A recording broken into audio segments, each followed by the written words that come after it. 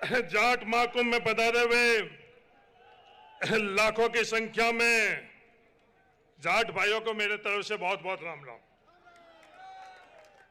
मैं तहे दिल से धन्यवाद देना चाहता हूं आयोजनकर्ताओं को कि आज अपन सबको इस महाकुंभ में इकट्ठा करने का उन्होंने व्यवस्था करी है। उनको बहुत बहुत धन्यवाद। सम्मानित मंच और लाखों की संख्या में विराजे हुए सम्मानित जाट परिवार के सदस्यगण, ये महाकुंभ का आयोजन में हम लोग लाखों लोग इकट्ठे हुए हैं। हम लोग यहाँ किस कारण से आए हैं, किस वजह से आए हैं, किस लक्ष्य से आए हैं? मेरा मानना है व्यक्ति आते रहेंगे, व्यक्ति जाते रहेंगे, सरकारें आती रहेगी, सरकारें जाती रहेगी। मूल बात है कि मुद्दे, हम लोगों को मुद्दों पर संघर्ष करना चाहिए। और ये मुद्दे होने क्या चाहिए, ये कौन तय करेगा? ये तय आप लोग करोगे। आज जो हमारी शक्ति, ताकत और एकता आप लोगों के माध्यम से यह इकट्ठी हुई है, इसका उपयोग हम कैसे करें? मेरा मानना है जातिगत जनगणना हमारे लिए सबसे महत्वपूर्ण मुद्दा है। दुनिया पूछती कि जातिगत जनगणना आप लोगों के लिए महत्वपूर्ण मुद्दा क्यों है? इस महाकुंभ के संदर्भ में मेरे एक दिल्ली से अंग्रेजी की प्रतिष्ठित अखबार की जर्नलिस्ट ने पूछा, आपका समाज तो सक्षम है, आपको क्या आवश्यकता है? मैंने उनसे भी यह निवेदन किया कि यह जातिगत जनगणना सिर्फ जाति की संख्या तय करने के लिए नहीं होती है। जातिगत जनगणना उस जाति के अंदर शैक्षणिक स्तर क्या है, कौन कितना पढ़ा लिखा है, उस जाति के अंदर कौन क्या पेशा कर रहा है, उस जाति के अंदर सामाजिक स्थितियां क्या है, उस जाति के अंदर जिस किसी के पास कितनी जमीन है, उन सभी का आकलन करने के लिए जातिगत जनगणना होती है। और किस क्षेत्र के अंदर होती है। आज ये बात होती है कि जाट सक्षम है, ये बात और नारे हम खुद लगाते हैं, पर नीचे धरातल पर स्थितियां क्या है? हमारे यहाँ राजस्थान के अंदर भरतपुर के जाटों को आरक्षण नहीं दिया क्योंकि सामाजिक और आर्थिक तौर के ऊपर उनको सक्षम माना गया। राजस्थान सरकार ने राजस्थान राज्य अन्य पिछड़ा वर्ग आयोग बनाया कि धौलपुर और भरतपुर के जाटों का संदर्भ के अंदर उन लोगों ने अध्ययन किया। और राजस्थान सरकार के खुद के बनाया हुआ आयोग के अंदर जब मैंने खुद ने देखा कि भरतपुर के अंदर हम लोगों की स्थितियां क्या है, उस आयोग की रिपोर्ट के अंदर भरतपुर के अंदर 26.7% जहां जाट है, वहां नौकरी जाटों को कितना?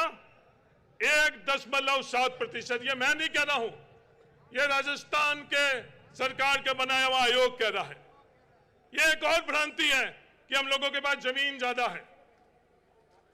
उस आयोग के अंदर जो पूरे राजस्थान के अंदर औसतन जमीन 3 हेक्टेयर है और भरतपुर के जाटों के पास औसतन जमीन सिर्फ 1 हेक्टेयर है। ये हकीकत है धरातल के अंदर। तो हम लोगों को तय करना पड़ेगा कि इस जातिगत जनगणना से हम लोग कि हमारे मूल धरातल में क्या स्थिति है।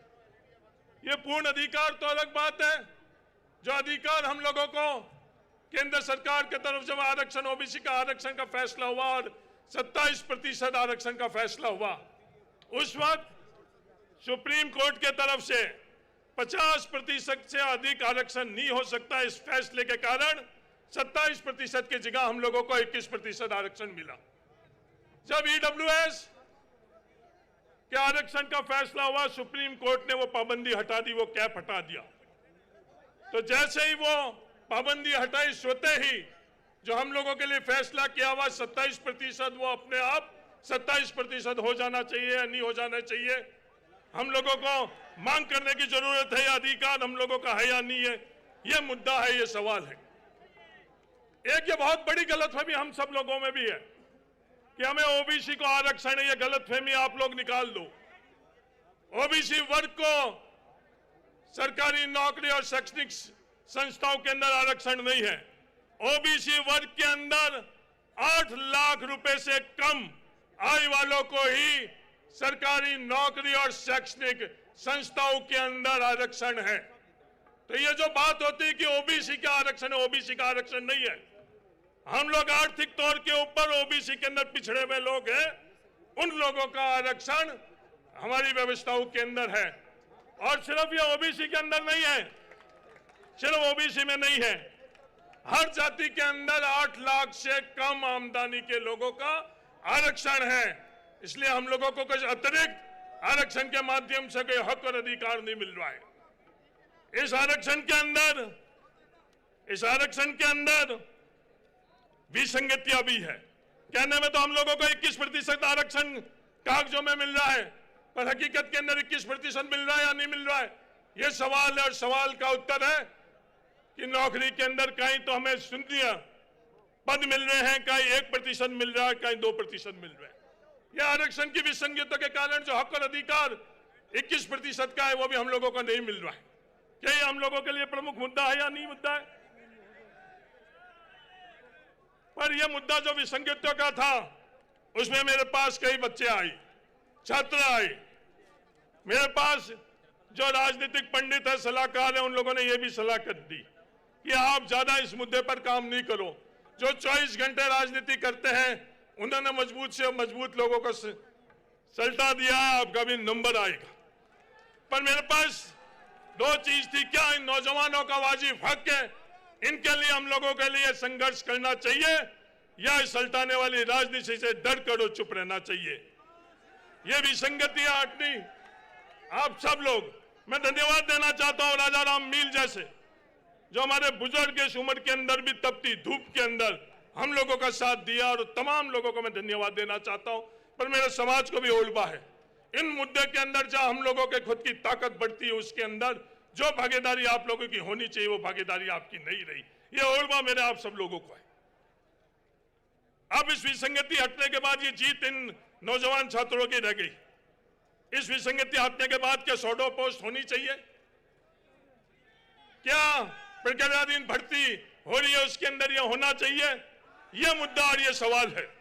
आज राजस्थान के अंदर जो विभागों के अंदर रोस्टर नहीं बना हुआ है, यह रोस्टर होता क्या है? किस चिड़िया की बात है?